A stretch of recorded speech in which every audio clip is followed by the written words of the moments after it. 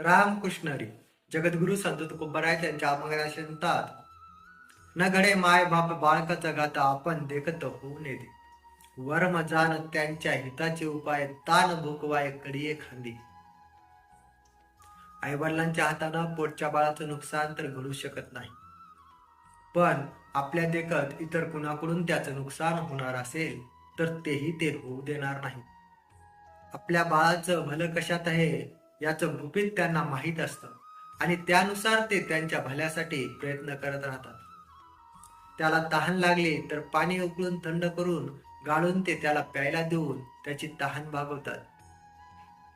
त्याला भूक लागली तर साजूक जेवणाची तयारी करून अन्न बारीक दुधात चुरून किंवा सपक भाजीत भिजवून आपल्या हाताने त्याला पोटभर खाऊ घालतात. चालण्याचा त्रास त्याला जाणवू नये म्हणून आई कडेवर घेती तर वडील खांद्यावर घेऊन मिरवतात. बस इतकंच.